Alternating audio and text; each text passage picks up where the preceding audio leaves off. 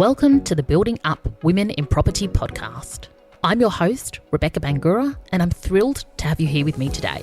This podcast is for ambitious women who work in property and construction who want to learn how to have a career they love on their terms. Join me every week where I'll leave you excited and confident to take your next steps. Thanks for being here with me. Now let's get started.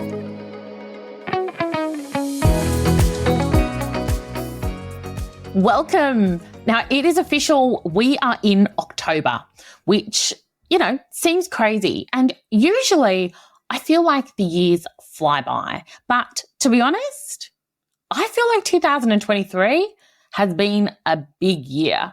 The time has not flown. I feel like it's dragged on a bit. I feel like personally it has been full of lots of highs, lots of lows.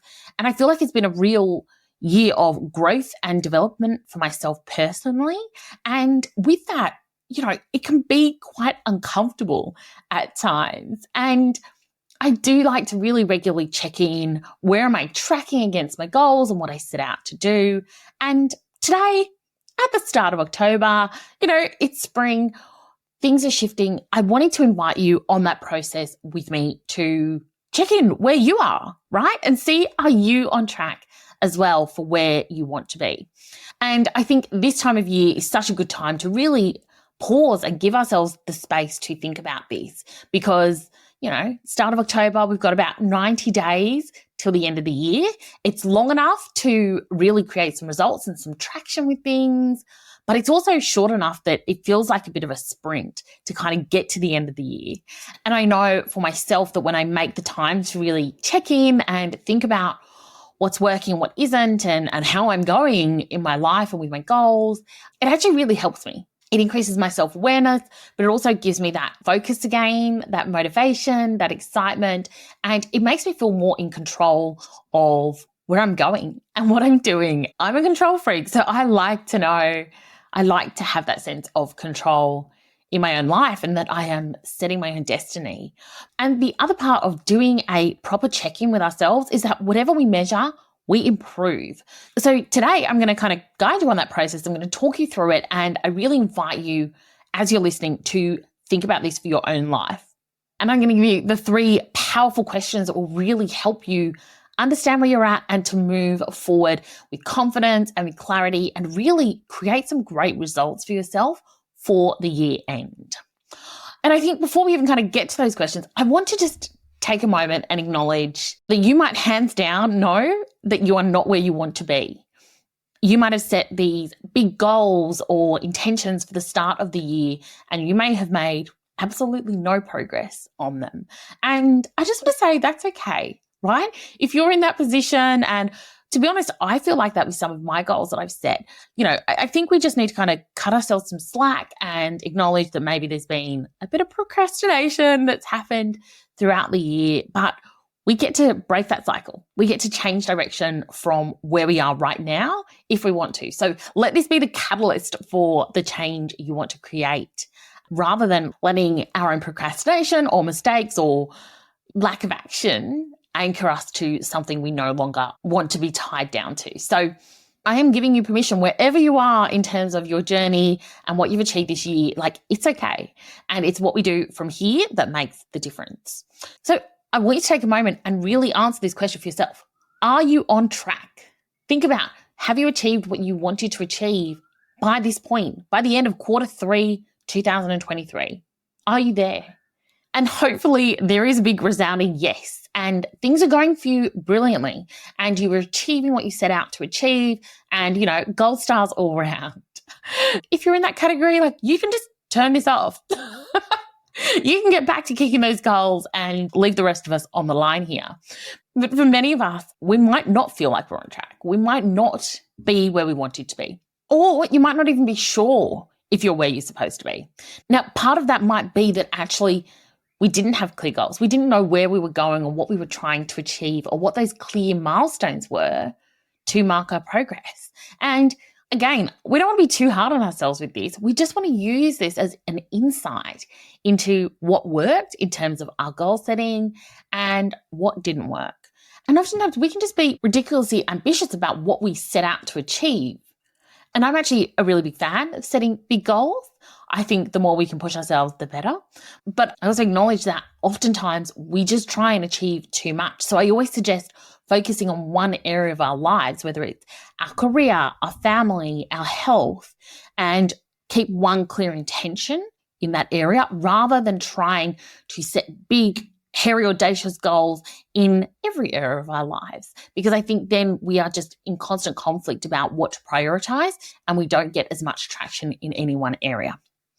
But I'm digressing a little bit. So coming back to this question of, are you on track? I find it really helpful to ask these 3 questions.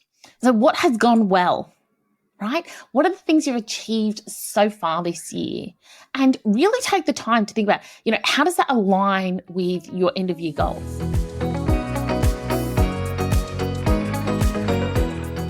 I hope you've been enjoying the episode. I wanted to take a moment to let you know about my free Career Confidence Masterclass.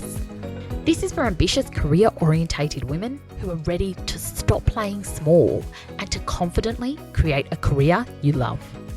Head over to my website, beautifuldisruptions.com, for more info. Now let's get back to the episode.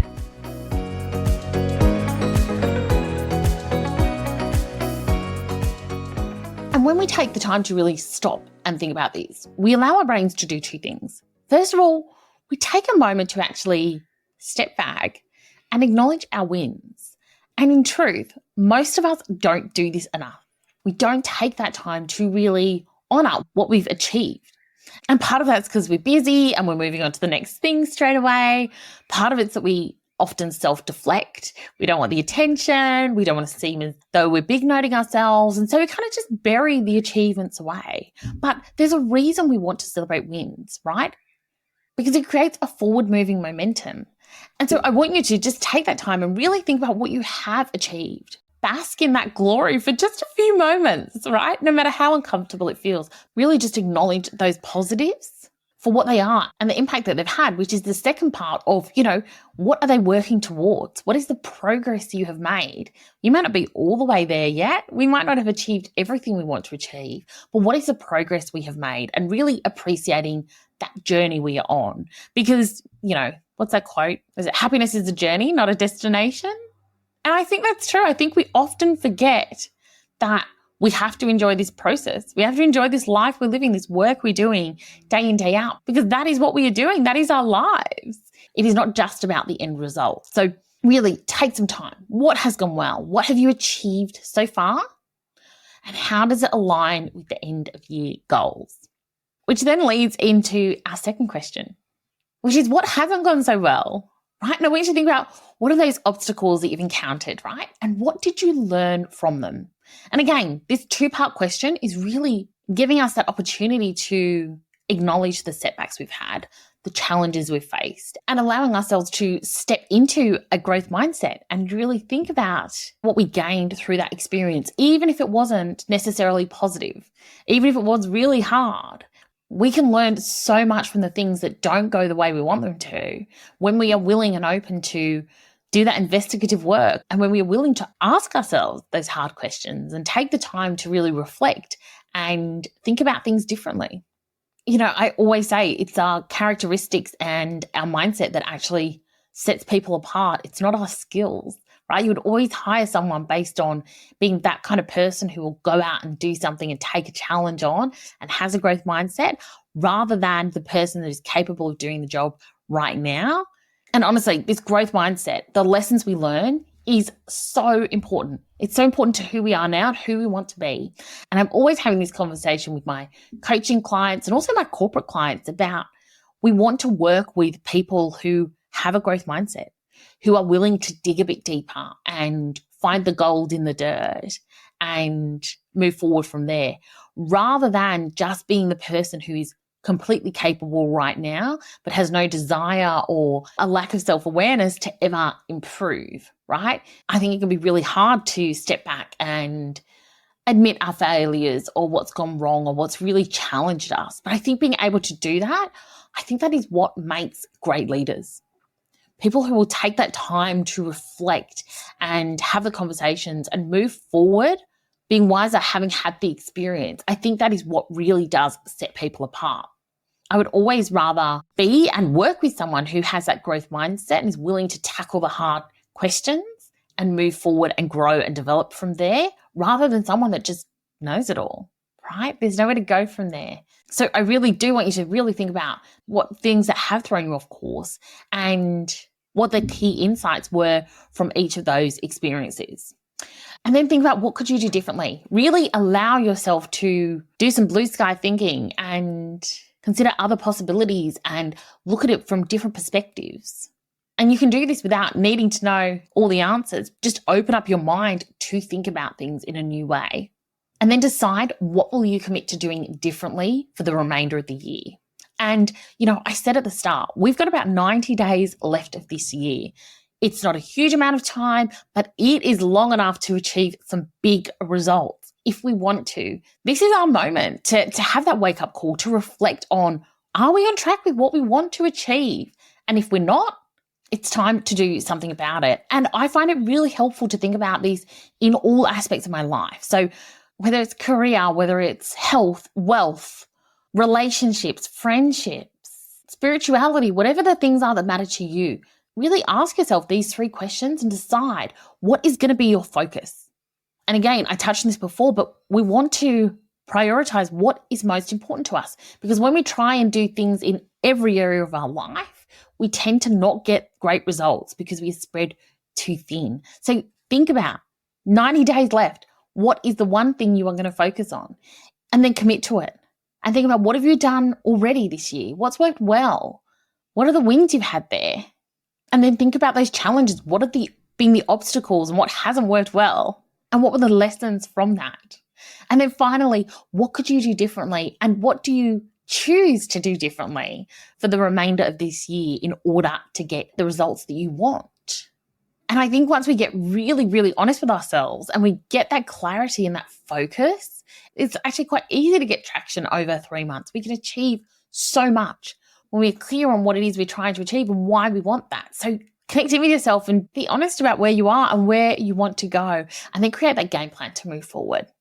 Because it really doesn't matter where we are in our journey.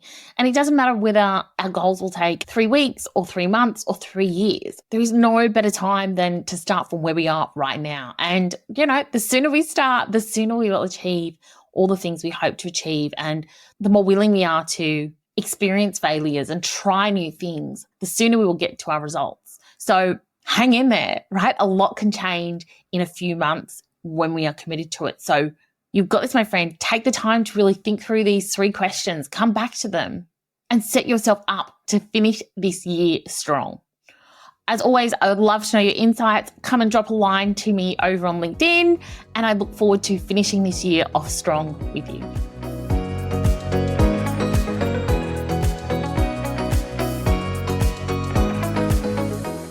Thanks for joining me on the Building Up Women in Property podcast.